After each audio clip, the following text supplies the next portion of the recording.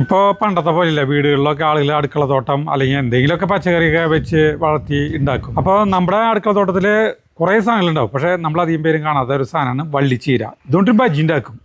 Super എന്ന് പറഞ്ഞാൽ super സാധനമാണ്. ഇതിൻ്റെ ഗുണങ്ങളൊക്കെ ഗൂഗിളിൽ സെർച്ച് ചെയ്താൽ കിട്ടും. അടിപൊളി സാധനമാണ്. പിന്നെ ഇത് വെച്ച് വളർത്താനും വളരെ എളുപ്പമാണ്. കേടെന്ന് പറഞ്ഞ സാധനം അടുത്തോടെ പോവില്ല.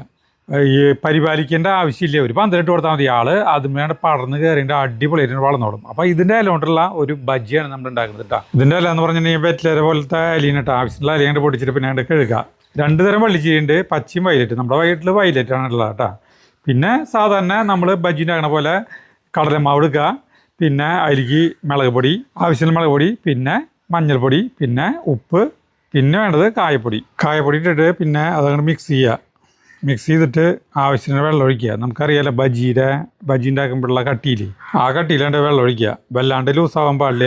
വല്ലാണ്ട് ലൂസായാലേ ഇലമ മാവ് പിടിക്കില്ല. അപ്പോൾ അത് ശ്രദ്ധിച്ചാക്കണം കേട്ടോ. പിന്നെ സാധാരണ പോലെ ഒരു പാത്രം അടുപ്പത്ത് വെച്ച് വെളിച്ചെണ്ണ ഒഴിച്ചിട്ട് നമ്മുടെ ഈ ഇല അതിലാണ്ട് മുക്കുക.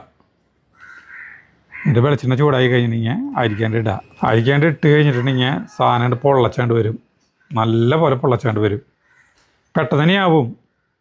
കരിയാണ്ട് അതുകൊണ്ട് സാധനം എടുക്കുക. ഇതേ അടുത്ത് മുക്കി അരിക്കാണ്ട് ഇടുക. ചട്ടുപിടി തന്നെയാണ്ട് ആവും. ഇത് മറ്റേ കായ ബജിയെ പോലെ അധികം സമയമൊന്നും വേണ്ട. ചമ്മന്തി ഉണ്ടെങ്കിൽ സാധനം സൂപ്പറായി അടിപൊളിയാണ്. കറുമുറുന്നതിനായിട്ട് കൈയോടെയാണ് തിന്നാം. വല്ലാണ്ട് തണുപ്പിക്കാനായിട്ട് വയ്ക്കരുത്. കുറേ സമയം വെച്ചിരുന്നിട്ടുണ്ടെങ്കിൽ തണുത്ത് പോകും. സൂപ്പർ എന്ന് പറഞ്ഞാൽ സൂപ്പർ ബജീനിട്ടത്. ചമ്മന്തി ഉണ്ടെങ്കിൽ മിന്നിക്ക് ഈ സാധനം. നമ്മൾ ചമ്മന്തി ഒന്നും ഉണ്ടാക്കിയില്ല, അല്ലാണ്ട് തന്നെ വെറുതെ തിന്നാം. ഞാൻ 5 എണ്ണം തിന്നു. ഇത് മതിയാവില്ലേ നമുക്ക് എത്ര തിന്നാലും.